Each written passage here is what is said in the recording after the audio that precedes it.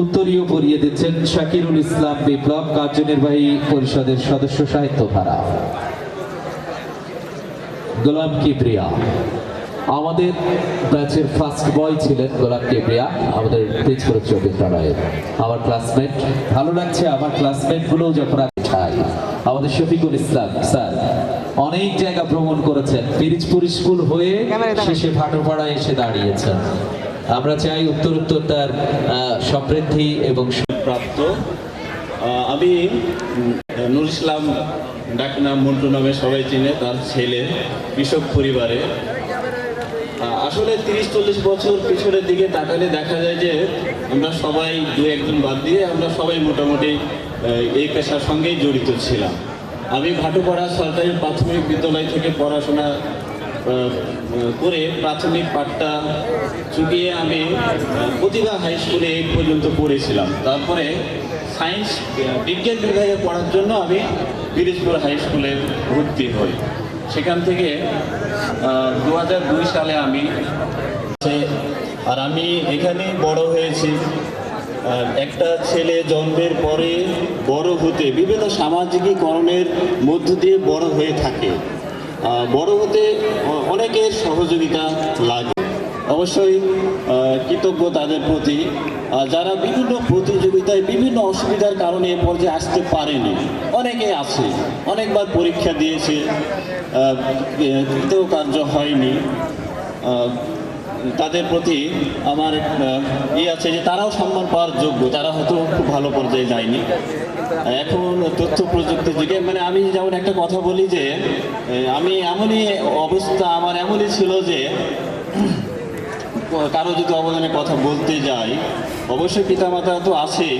আমার এই যে এলাকার কথা বলছি যে ইন্টারমিডিয়েটে আমি যখন ডিগ্রি কলেজে চান্স পাই, তখন তার আগে আমি রাজশাহী যাওয়ার অভিজ্ঞতাই আমার ছিল না, 2 বার সম্ভবত। তো আমার আব্বা যদি থেকে থাকে, হয়তো আমি খুঁজে পেলাম না, থাকলে আব্বাকে অনুরোধ করছি যে এখানে আসার জন্য। বাবু ভাই আছে এখানে বসে, যে তাকে বললো যে তুমি নিয়ে যাও, ওকে ডিগ্রি কলেজে ভর্তি করিয়ে দেবে। তো এরকম ওকে বলছি যে এরকম অনেকেরই অবদান। এখন আমি অত বড় হয়েছি কিনা আমি জানি না, কারণ অনেকেই ভালো ছিল বা এইসব সম্মান পাওয়ার যোগ্য ছিল।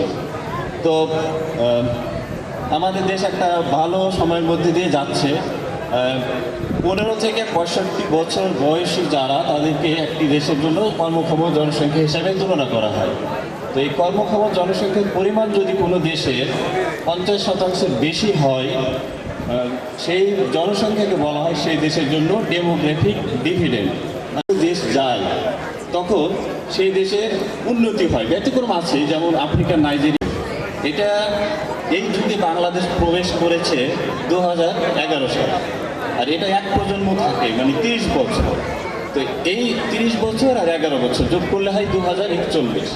আমরা অনেক সময় এটা জানি কিনা যে 2041 সাল কেন স্মার্ট বাংলাদেশের সময়সীমাটা করা হয়েছে, এটা একটা কারণ। তো এই যে স্মার্ট বাংলাদেশ বা এই সময়টাতে যে অনেক দেশ উন্নতি করেছে, যেমন দক্ষিণ কোরিয়া, জাপান, সিঙ্গাপুর, এরা করেছে এই সময়টা। তো এই উন্নতিটা হয় 4টা ধাপে: স্মার্ট গভর্নমেন্ট, স্মার্ট অর্থনীতি, স্মার্ট সমাজ ব্যবস্থা, স্মার্ট নাগরিক।